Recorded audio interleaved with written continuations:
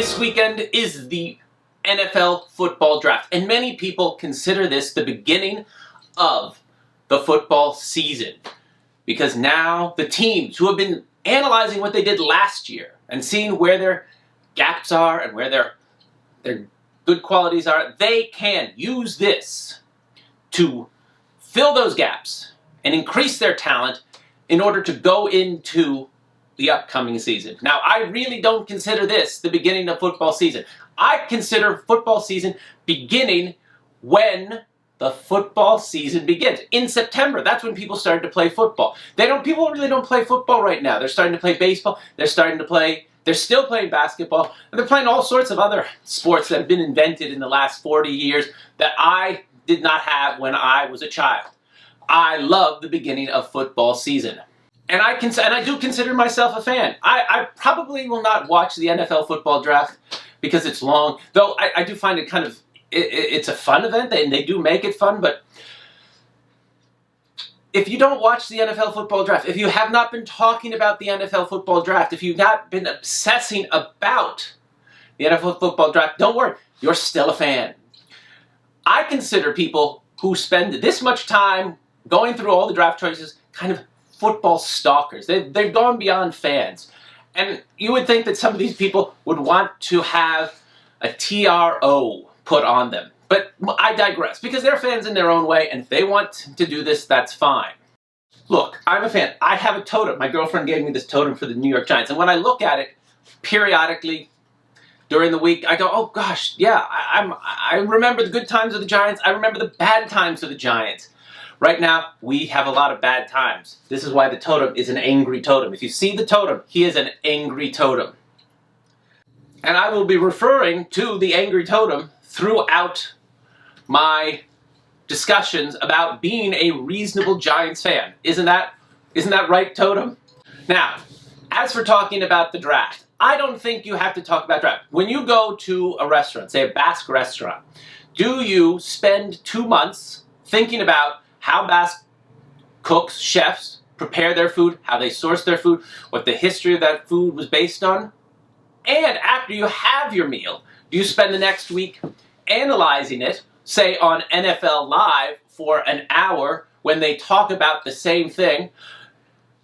No, you don't. You go and you eat the meal and you enjoy the meal, and guess what you do the next day? You eat another meal. Yes, you do reminisce, and you say, if someone says, hey, I'd like to have some Basque food today, you go, I had a very good meal a month ago at this restaurant. And that's the way I see a football game. Now, granted, the football season builds on itself, and there's a playoff race, and those games become more important, and I appreciate that. Isn't that right, Totem? Yep, the Totem agrees with me. The Totem agrees with me. But it is fun to keep in mind what is going on with the Giants. And the Giants, boy, and this is not the first time I've suffered as a Giants fan. When I was a child, I saw them just lose so badly that I had to have another team to root for. Back in the 70s, they were god-awful. They really were. One season, they were 2-12, and I actually went to those games in the Yale Bowl. Now, that's a fan. At that point, I am a fan. I don't need to have discussions about what offensive linemen the Giants are going to be picking in this year's draft. But we do know they need to pick an offensive line. They have weaknesses. I don't know if you can really say they have a strength, except, no, I don't think Saquon Barkley is a talented running back, but with no offensive line, he can't run. And with no offensive line, Daniel Jones probably will not be able to sit back and pass, and he'll have to run again, and then he'll probably hurt his neck because they put him in some serious dangers last year. I remember that game. It was a Dallas game. He got hit, and you saw the little flecks of AstroTurf rubber go up, and I just go, this is bad. This guy is not going to survive this season. And you know what? He didn't. Now, I find it amazing that the fandoms of the Giants actually survived the season and are still fervent. I mean, I guess the whole thing is what they say. At opening day, every team is undefeated. Isn't that right, Totem? So, I think we're about ready for the draft. They need an offensive line. They need defensive backs that can cover man to man, because that's what the new defensive coordinator likes to do. And if we got this defensive coordinator, in order to make our defense better, we better have the players who can play his system.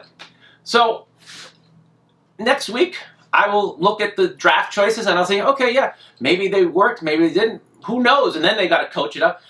Most people predict that the Giants will not win more than 7 games. That's the over-under. So, you hate to have low expectations. I hope they win. It's a good day, good Sunday when the Giants win, and it's a bad Sunday when the Giants lose.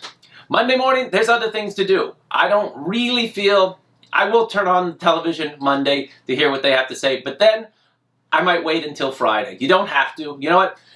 During the week, on your evenings, you can read a book, and that will enhance you, and we'll discuss that going forward.